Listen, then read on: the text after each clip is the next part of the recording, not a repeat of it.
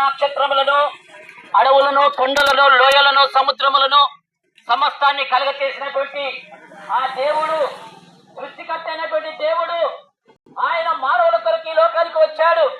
మానవుడు తెలిసి తెలియక చేస్తున్నటువంటి పాప దోషాల కొరకు మరి మానవుడు చనిపోతే నరకానికి వెళ్తున్నాడు కాబట్టి నరకానికి వెళ్తున్నటువంటి ఆ మానవుని కొరకు దేవుడు ఈ లోకానికి వచ్చి మనందరి పాపాల కొరకు ఆయన కల్వరి శిలువలో చనిపోయి ఆయన సమాధి చేయబడి ఆయన తిరిగి లేచినాడు. ఆయన సజీవం గల దేవుడిగా నిరూపించుకున్నాడు. ఓ మరణమా నీ ముల్లెక్కడని మరణపు ముళ్ళును విరిచివేసి సమాధిని ఓడించి ఆయన జయవీరుడిగా తిరిగి లేచి ఉన్నాడు. ఆయన ఈ రీతిగా సెలవిస్తున్నాడు, భూదిగంత నివాసులారా నా వైపు చూసి రక్షణ పొందుడు అంటున్నాడు.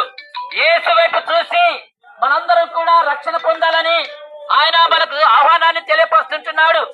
ప్రయాసపడి భారం మోస్తున్న సమస్త జనులారా నా యొద్దకు రండి, నేను మీకు విశ్రాంతి కలుగ చేస్తాను అంటున్నాడు. మానవులు పాపములో ఉండి శాపానికి గురైపోయి శాంతి లేక, సమాధానం లేక, సంతోషం లేక, ఆనందం లేక, ఆరోగ్యం లేక మరి నశించిపోతా ఉన్నారు. దేవుని బిడ్డలారా, ప్రజలారా, ఈ యొక్క మంచి శుభవార్తను మీరు గ్రహించండి. ఇది కులము కాదు, మతము కాదు, ఇది మార్గమై ఉన్నది. ఇది మార్గం. ఇది చాలా మంది తెలియక మతం అంటున్నారు, కానీ మతము కానే కాదు. యేసయ్య ఇలా చెప్పినాడు, నేనే మార్గమును, సత్యమును, జీవమును, నా ద్వారానే తప్ప ఎవడు తండ్రి యొద్దకు రాడని ప్రభు సెలవిచ్చినాడు.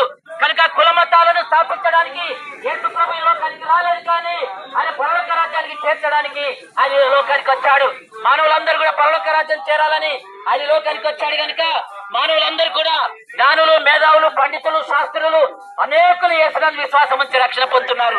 మనందరూ కూడా యేసునందు విశ్వాసం ఉంచి రక్షణ పొంది నరకం తప్పించుకొని పరలోక రాజ్యాన్ని వారసుగా ప్రభు పేరిట మీకు ఆనబెట్టి తెలియపరుస్తున్నారు. దేవుడు మిమ్మల్ని అందరినీ దీవించి రక్షణ మార్గంలో నడిపించును గాక. ఆమేన్, ఆమేన్, ఆమేన్.